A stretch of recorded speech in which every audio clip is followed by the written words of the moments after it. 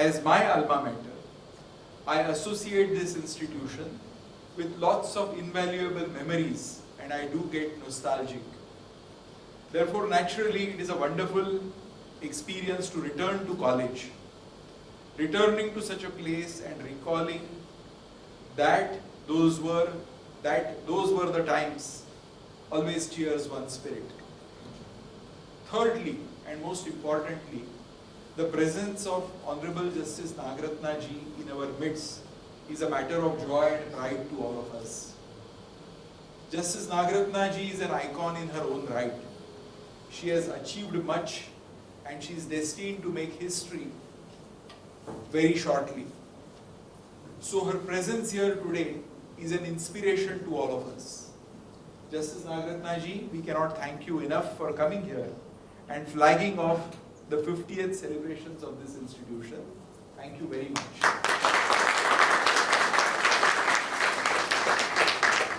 Friends, today we felicitate Justice Nagarathna Ji. We admire her achievements, rejoice in her achievements, because her achievements mark an important milestone in the women's struggle to get a foothold in the legal profession and eventually in judiciary. Bluntly, I would say that men should hang their heads in shame because we forced women to struggle and fight for what was theirs in the first place. But then women can stand tall with their heads held high because despite all the odds, they are on the winning path. Regrettably, we cannot say that the struggle is over. This struggle, according to me, should not be over until we men make amends, change our mindset, shun the stereotyping and gender pigeonholing. This is no longer a struggle between men and women. This is a struggle in which men and women must jointly fight to overcome certain attitudes in certain quarters that still need to be struggled with and ultimately defeated.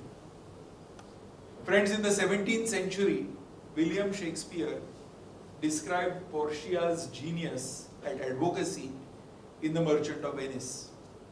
Undoubtedly, Portia's intelligence, wit, logical reasoning, art of advocacy were masterfully depicted by the great bard.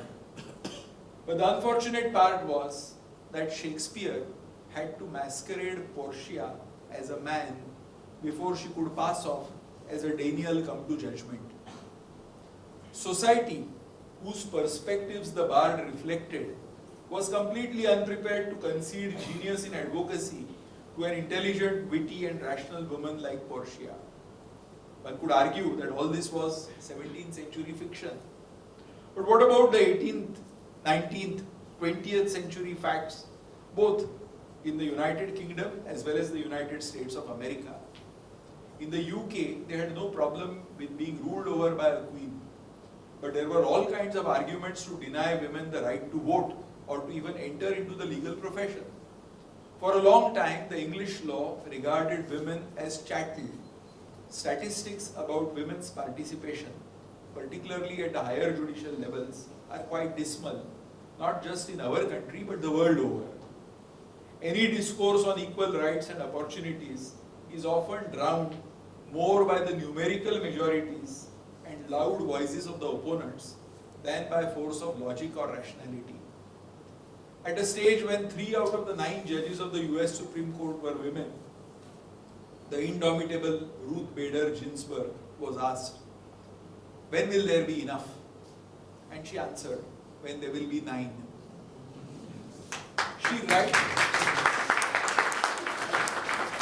She writes that the people were shocked. People called her most unreasonable.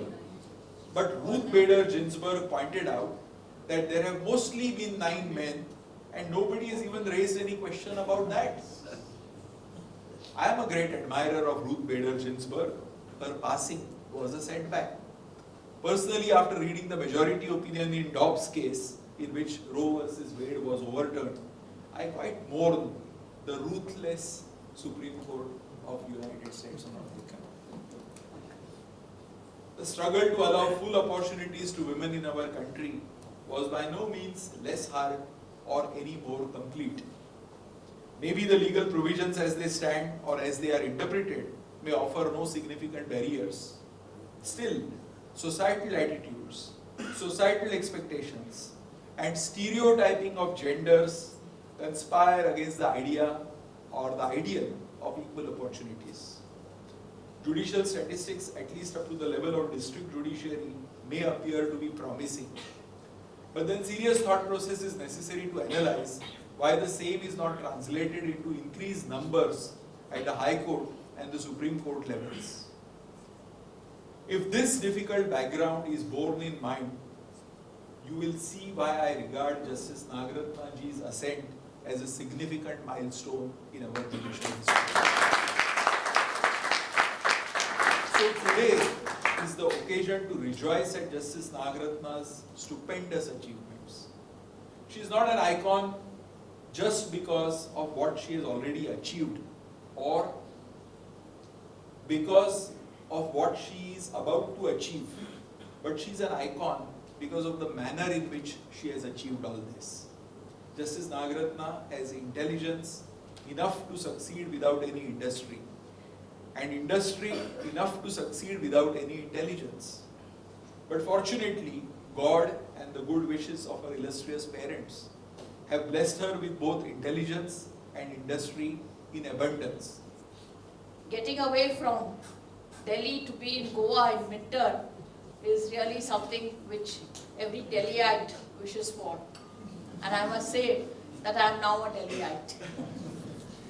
I am also delighted to be on a very important and historic occasion as far as VMSCL Salgaocar College of Law is concerned. I thank you all for the invitation and for inviting me to this Golden Jubilee celebrations of the college, established in the year 1973 as the first law college in Goa. It is a pioneer in the field of legal education. I thank the Principal Dr. Shaber Ali G and the Vice Principal Dr. for extending the invitation to the Golden Jubilee celebrations of the college. Colleges such as the VMSCL Salgaocar College of Law, which is a higher education institution devoted to excellence and equity in the legal education, research and training, are critical to a constitutional republic. The college, which was inaugurated in the year 1973 by the revered father of the present chairman of the college, has made remarkable contribution to the constitutional culture and legal profession in the state. We just heard Justice Sonak say that the number of legal luminaries who have passed out from this college, including Justice Sonak. I am impressed that the idea of equality has actually been actualized in this college, since more than 70% of the students, I am informed, are girl students. We heard from Justice Sonak the Belva Lockwood story and the Ruth Bader Ginsburg story and their struggles and successes. Let me tell or address the girl students here at this point to say that there are three aspects. Many girl students or women get into the legal profession, there is no doubt about it, or even the judiciary. But very few get up or reach the higher echelons of the profession or the judiciary. Why is that? The reason is that a woman is conceived to have the responsibility, the pigeonholing of a woman to have the responsibility of the family, which should come above all, over and above her profession, her career. And many a time we have seen that women, soon after their marriage and having children, the women advocates do not return to the profession. There are very few who return, but they return back because they cannot survive in the profession for long. One of the reasons is the pulling of the strings from the home vis-a-vis the children and the family, and at the same time the pulling of the strings from the system and the clients, the nature of work, the long hours, responsibility, uncertain day. You never know how your day goes. In the morning, any lawyer would know. He would get up, get ready, go to the office. He thinks that he has a very good case and the judge is not sitting on that day. It goes to another bench where he would not get relief. Sometimes the lawyer goes to the court and he thinks he has a very bad case, but the judge makes out a point for his case. The way the day proceeds for a lawyer is so uncertain. And within that uncertainty, lawyers have to work day in and day out. The best part of their day is wasted in waiting for courts, for the cases to be called, and they are not able to do much work. But thanks to the technology, they are able to work even in the court with the laptops, etc. You consider how it is for a woman then. She doesn't know how or when she would go back, at what time. If she is a full-fledged advocate, the family is waiting for her. And I sometimes tell that higher the degree of success, greater is the degree of guilt in a woman. But I must say that personally speaking, I'm lucky because I have a very nice family.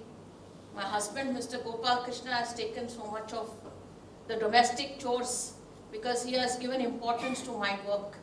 Not that he doesn't give importance to his work, but he understands that the nature of my work is such that he has to cooperate. And so you all know that they say behind a successful man is a woman, but I would say behind a successful woman is a family. So it is for us women advocates, women students who later become women advocates, how we advocate ourselves with our family to get the best cooperation. That is something which rests in each one of us. With these few words for the girl students, I proceed to once again congratulate the governing body, the principal and staff and students of the college as they embark upon their Golden Jubilee celebrations. 50 years in an individual's life is not so significant. It may be significant for that person, but 50 years in the life of an institution is something of a milestone, because ultimately we human beings, we are mortals, but institutions have a perpetual succession. They are immortal, and it all depends on the future generations to come, the governing councils, the teachers, the faculty, the staff, the students who come year after year in the institution, as to how they would carry forward the milestone from year to year. I therefore, while congratulating VMSCL Law College on its milestone of Golden Jubilee, I extend my greetings and good wishes to each one of the persons who are associated with this college, so that the college races ahead from 50 years to 70 years and to the centenary and beyond. I wish the year-long celebrations organized by the college all success. Given the vision and the mission of this college, I thought I'll speak a few words on the theme of transformative constitutionalism, which is a subject not only dear to me, but dear to so many persons who are interested in ensuring that the Constitution is perpetuated in this country. As citizens of a constitutional democracy, we must recognize that our Constitution is not just a document or a legal document establishing institutions of governance. It bears as its core the anti-colonial founding ethos. We must always consider the social, economic, political and historical background in which the Constitution came and it took its birth. But before expounding further, let me get a little local. I would like to take note of the historical significance of the day, that is yesterday, which marked the 62nd anniversary of freedom from colonial rule for the people of the state of Goa. The transformative character of our Constitution is born out from the fact that within 9 months, the principle of universal adult franchise was realized for the first time in Goa during municipal and local body elections. I must say here that multi-party democracy is one of the basic features of our Constitution, and it is only when the multi-party democracy is strengthened that the whole ethos and spirit of democracy would be strengthened not only under the Constitution but in our country as a whole.